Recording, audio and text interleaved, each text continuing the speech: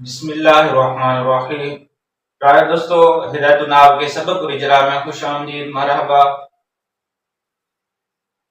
پیارے دوستو، ہمارا سبق چل رہا تھا، پیچھے سبقوں میں ہم نے وجوہ اعراب کی اقسام پڑھی تھی۔ وجوہ اعراب کی اقسام بیان ہو چکی، آج نئی فصل ہے۔ شروع میں ہم نے پڑھا تھا کہ ایک خاتمہ مقدمہ ہوگا اور 3 اقسام ہوں گے۔ مقدمے میں پھر 3 فصلیں آئی تھی۔ 3 اقسام میں سے پہلے قسم کو جب شروع کیا تھا تو پہلی قسم اسم کے بارے میں تھی، تو پھر اسم کی 2 اقسام تھے، معرب اور مبنی۔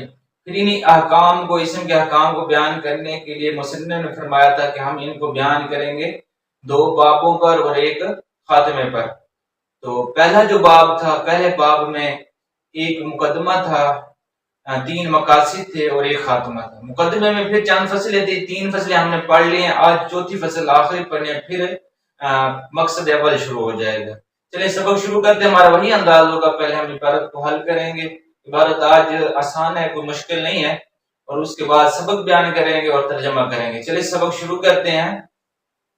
فصل الاسم المعرب على نوعين منصرف وهو ما ليس فيه سببان او واحد يقوم مقامهما من الاسباب التسعه كزيد۔ یہاں تک دیکھیں، پہلے بتا رہے ہیں کہ فصل ھذا فصل، ھذا پہلے نکلا گیا، یہ خبر ہونے کی وجہ سے مرفوع ہے۔ الاسم المعرب، یہ دونوں موصول سے بن کر مبتدا بن جائیں گے۔ علی نوعین، یہ جار مجرور مل کر کسی کو متعلق کر کے خبر کریں گے۔ نوعین یہ پہلے مفصل مجمل ہے اور آگے تفصیل آ رہی ہے، تو آگے کی ترکیب 3 طرح سے کر سکتے ہیں۔ ہم منصرفین پڑھیں گے تو بدل بنے گا نوعین سے۔ بدل مبدل منہ کا اعراب ایک طرح کا آتا ہے، تو مبدل منہ کیونکہ مجرور ہے علی حرف جر کی وجہ سے، تو یہ بھی منصرفین پڑھا جائے گا۔ اور اگر ہم منصرفون پڑھیں، منصرفون، تو پھر یہ ہم الاولھا منصرفون، پہلا ان 2 اقسام میں سے منصرف ہے، منصرفون پڑھیں گے، یعنی مبتدا نکالیں گے، یہ خبر ہونے کی وجہ سے مرفوع ہوگا۔ اور آنی کا ہم مفعول بھی بنا سکتے ہیں۔ اور اب منصرف کے آگے تعریف کریں، وہ ما لیسا، تو ہوا مبتدا بن جائے گا۔ ما جو ہے یہاں ما موصول ہے، لیسا یہ فعل ناقص ہے، لیسا فیہ جار مجرور مل کر کسی کو متعلق کر کے یہ لیسا کی خبر مقدم۔ اور جو اسم لیسا کا اسم ہوتا ہے فعل ناقص، اسم مرفوع ہوتا ہے، تو سببانی یہ تثنیہ ہے، اور تثنیہ کی حالت رفع پچھلے سبقوں میں ہم نے پڑھا تھا الف نون کے ساتھ آتی ہے، تثنیہ کی حالت رفع، تو یہ سببانی یہ محلن مرفوع ہی ہے، اور الف نون کے ساتھ اس کا اعراب آیا ہوا الف کے ساتھ، تو یہ معطوف علیہ ہو جائے گا، وہ حرف عطف ہے، واحد اس کا عطف اسی سببان پر ہے، تو یہ مرفوع ہے تو معطوف بھی مرفوع ہوتا ہے، جس طرح معطوف علیہ کا اعراب ہوتا ہے معطوف کا بھی وہی ہوتا ہے۔ تو یقوم یہ آگے واحد ان کی صفت نکرہ ہے، آگے جملہ ہے تو صفت بن جائے گا۔ یقوم فعل ہے، وہ ضمیر فاعل ہے، قام یقوم سے پیچھے سیکھا اس کا بتا چکے ہیں۔ مقامہما یہ مضاف مضاف الیہ مل کر اس کا مفعول بن جائے گا۔ مقام پر جو نصب آ رہا ہے یہ اسی یقوم کا مفعول بن رہا ہے، اور مفعول منصوب ہوتا ہے، یہ دونوں مضاف مضاف الیہ مل کر اس کا مفعول فعل فاعل مفعول مل کر اس کی صفت بن جائے گی، موصول سے مل کر اس کا عطف اس پر ہو جائے گا۔ یہ دونوں مل کر، اور من الاسباب التسعہ، یہ دونوں اسباب التسعہ یہ موصول صفت ہو کر من جار کا مجرور جار مل کر یقوم کے متعلق ہو جائیں گے۔ اب یہ یقوم مفعول اور مفعول اور اس متعلق سے مل کر یہ فعل ہو کر صفت موصول صفت مل کر مطوع مل کر یہ اسم بن جائیں گے۔ فعل ناقص لیسا کا، لیسا کا اسم مرفوع ہوتا ہے تو یہ اسم بن جائے گا۔ فعل ناقص پر اسم اور خبر سے مل کر ما موصول کا صلہ موصول صلہ مل کر پھر ہوا مبتدا کی خبر، مبتدا خبر مل کر جملہ اسمیہ خبر ہو جائے۔ من الاسباب التسعہ یہ دونوں اسبابی پر جو زیر آ رہی ہے مین کی وجہ سے، اور تسعاتی پر جو زیر آ رہی ہے اسباب کی صفت بن رہی ہے، اور موصول صفت غیر ایک طرح کا ہوتا ہے۔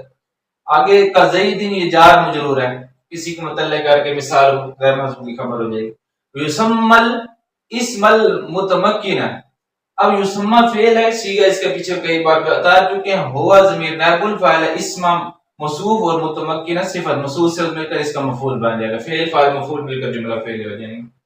آگے دیکھیں حکم ہو ان يدخل ہو حرکات الثلاث مع التنوین، حکم ہو حکم پر جو پیش آ رہی ہے یہ مبتدا ہونے کی وجہ سے مضاف مضاف الیہ مل کر مبتدا بن جائیں گے، اور آگے والا یہ ان سے مصدر کی ضمیر میں ہو کر خبر ہو جائے گا پورا جملہ۔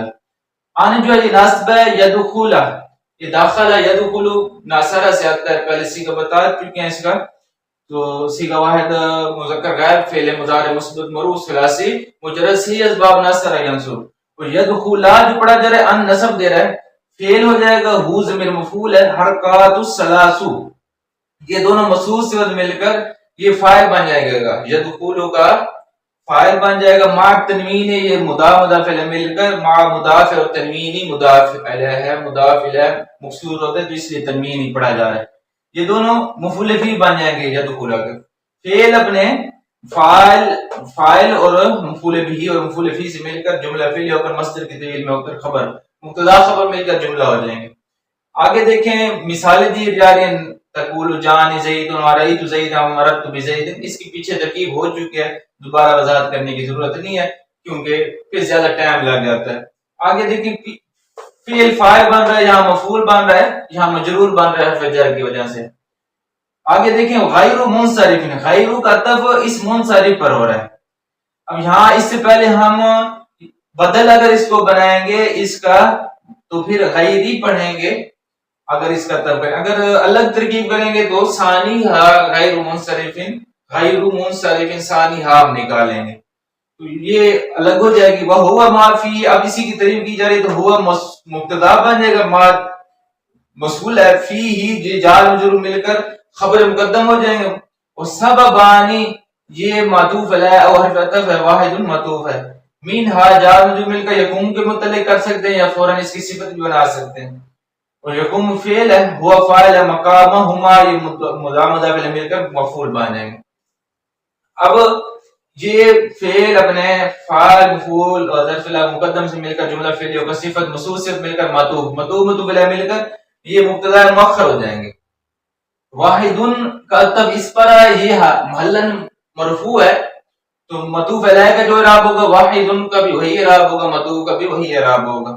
یہ مبتدا ہونے کی وجہ سے، مبتدا مؤخر ہونے کی وجہ سے مبتدا مؤخر اور خبر مقدم مل کر ما موصول کا صیغہ مسئول صیغہ مل کر ہوا مبتدا کی خبر، مبتدا خبر مل کر جملہ اسمیہ ہو جائیں گے. آگے والا اسباب التسعۃ. اب اسباب التسعۃ کو ہم یہ مبتدا بنے گا، یہ دونوں مصوص صفت مل کر، اور پھر ہیا بھی مبتدا ہے، آگے سے خبر ہے، سارا عطف ہے، العدل معطوف علیہ بقیہ معطوف ہے. العدل پر جو پیش آ رہا ہے خبر ہونے کی وجہ سے ہے، اور والوصف پر جو عطف آ رہا ہے، والوصف پر جو پیش پڑا جا رہا ہے اس کا عطف ہو رہا ہے عدل پر. والتنیس والمعرفت والاجماع والجمع والترکیب والالف والنون زائدتان ووزن الفعل، یہ ساروں کا یہاں تک عطف پڑ رہا ہے. یہ جو مرفوع پڑھے جا رہے ہیں اسی وجہ سے پڑھے جا رہے ہیں. یہ اب معطوف علیہ اپنے بقیہ معطوفات سے مل کر مبتدا خبر مل کر پھر یہ خبر بن جائیں گے الاسباب التسعہ کی، پھر یہ مبتدا خبر مل کر جملہ اسمیہ ہو جائیں گے. یہ جو درمیان میں دو الفاظ ہیں وزن الفعلی پڑھا جائے گا، یہ دونوں مضاف الیہ ہو کر پھر یہ عطف کریں گے. اور نون الزائدتان جو ہے یہ مصوص صفت بن جائیں گے. جہاں تک ہماری ترکیب ہو چکی، آگے دیکھیں حکم ان لا يدخلہ الکسرۃ والتنوین. اب یہاں حکم بتا رہے ہیں، یہ بھی مضاف الیہ ہو کر مبتدا بن جائے گا. ان لا يدخل ان ناصب ہے، لا يدخل فعل مضارع منفی ہے، بالکل سیدھا یہاں پہلے بھی آ چکا ہے اور بیان کر چکے. یہاں لا نہیں تھا، یہاں لا آ چکا ہے تو ہو ضمیر جو ہے یہ مفعول بن جائے گی. الکسرۃ والتنوین یہ معطوف علیہ مل کر فاعل بن جائیں گے، فاعل ہونے کی وجہ سے مرفوع ہے. یہ فعل فاعل مفعول مل کر جملہ فعلی ہو جائیں گے. جملہ فعلی ہو کر مصدر کی طویل میں ہو کر اس حکم مبتدا خبر مل کر جملہ اسمیہ خبریں بن جائیں. وَيَكُونُ فِي مَوْضِعِ الْجَرِّ مَفْتُوحًا أَبَدًا. تو یکون فعل ناقص ہے، فی جار موضعی یہ مضاف ہے، جر مضاف الیہ مل کر جار کا مجرور مل کر یہ بن جائے گے. ہم اس کو فعل ناقص یہ بلکہ متعلق ہو جائے گا، ہوا اس کا اسم آ جائے گا. اور یا فی موضع کسی کے متعلق کر کے ہم فی کو فی جار ہے اور آگے والا مجرور ہو کر ہم کسی کے متعلق کر کے فعل ناقص یہ اسم بن جائے گا. اور مفتوحاً یہ خبر ہے، خبر فعل ناقص کی خبر جو ہوتی ہے وہ منصوب ہوتی ہے، اور یہ اس میں مفعول کا صیغہ ہے تو ہوا ضمیر نائب الفاعل بن جائے گی، اور ابدن جو ہے یہ مفعول فی بن جائے گا، پیچھے بھی آیا ہے تو اس میں مفعول اپنے نائب الفاعل اور مفعول فی سے مل کر پھر یہ خبر بن جائے گی، یکون فعل ناقص اپنے اسم اور خبر سے مل کر جملہ ہو جائے گا۔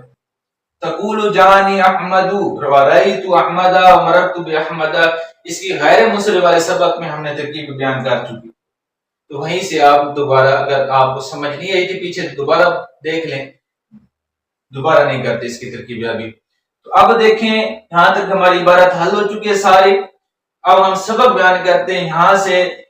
پہلے بھی شروع میں آپ کو بتا چکا ہوں کہ یہ یہاں سے اس مقدمے کی فصل، آخری فصل، چوتھی فصل بیان کی جا رہی ہے، جب کہا تھا کہ پہلا باب جو ہے ہم ذکر کریں، پہلا باب ہم ذکر کریں گے ایک مقدمے پر، 3 مقاصد پر اور ایک خاتمے پر۔ یہ جو مقدمے میں چند فصلیں تھی، 4 فصلیں تھی، یہ چوتھی فصل ہے۔ تو اب اس میں مورب، یہ بھی اسم کی ایک قسم ہے، اس میں مورب 2 اقسام تھی، مبنی اور مورب، تو پھر مورب کی مختلف وجوہ اعراب پہلے بیان کی، اب مورب کی اقسام بیان کریں کہ مورب کی جو اسم مورب ہے 2 اقسام ہیں، منصرف ہوگا یا غیر منصرف ہوگا۔ اگر منصرف ہے تو منصرف ہوتا کیا اس کی تعریف بیان کرتے ہیں۔ منصرف وہ ہوتا ہے کہ جس میں 2 سبب ہوں یا ایک سبب ہو جو 2 کے قائم مقام ہے، 9 اسباب میں سے، غیر منصرف کے 9 اسباب میں سے ایک سبب یا 2 سبب جو دو سبب یا ایک سبب جو 2 کے قائم مقام ہے وہ نہ ہو تو وہ منصرف ہوگا۔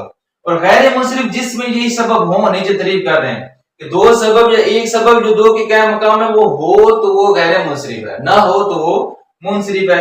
اور منصرف کا حکم ہے کہ اس پر 3 حرکات داخل ہوتی ہیں، تنوین بھی داخل ہوتی ہے، 3 حرکات۔ اور غیر منصرف کا یہ حکم ہے کہ اس پر کسرہ اور تنوین داخل نہیں ہوتی، کسرہ اور تنوین داخل نہیں ہوتی۔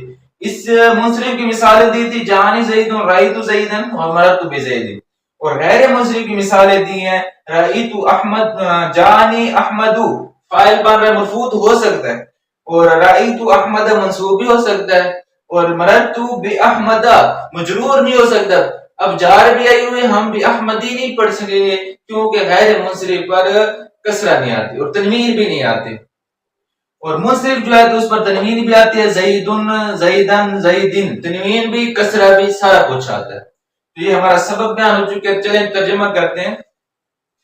یہ فصل اس میں مورب 2 اقسام پر ہے، یعنی منصرف یا ان میں سے ایک منصرف ہے، اور منصرف وہ ہے کہ جس میں نہ ہو 2 سبب یا ایک سبب جو 2 کے قائم مقام ہے 9 اسباب میں سے، جیسے زید، اور نام دیا گیا ہے اسم متمکن کا، یعنی مورب کو اسم متمکن بھی کہتے ہیں، مورب منصرف جو ہو۔ اور اس کا حکم یہ ہے کہ اس پر داخل ہوتی ہیں 3 حرکات تنوین کے ساتھ، جیسے کہ تم کہو کہ جانی زیدن، رأیت زیدن، مررت بزیدن۔ اور غیر منصرف یعنی غیر منصرف یا ان میں سے دوسرا غیر منصرف، اور غیر منصرف وہ ہے کہ جس میں 2 سبب ہوں یا ایک سبب ہو جو 2 کے قائم مقام ہے۔ اور 9 اسباب یہ ہیں عدل، وصف، تانیث، معرفہ، عجمہ، جمع، ترکیب، الف اور نون، ایسے الف اور نون جو دونوں زائدہ ہوتے ہیں، اور وزن فعل، اور حکم، اس کا حکم غیر منصرف حکم یہ ہے کہ اس پر کسرہ اور تنوین داخل نہیں ہوتی، اور یہ جر کی جگہ ہمیشہ مفتوح ہوتا ہے، جیسے تم کہو کہ جانی احمد و رأیت احمد و مررت باحمد۔ ہمارا اجرا بھی ہو چکا، سبق بھی بیان ہو چکا، تو ترجمہ بھی ہو چکا، امید ہے کہ آپ کو سمجھ آ گئی ہوگی۔ پھر انشاءاللہ اگلے سبق میں دوبارہ مل لیں گے، تب تک اجازت، السلام علیکم ورحمۃ اللہ۔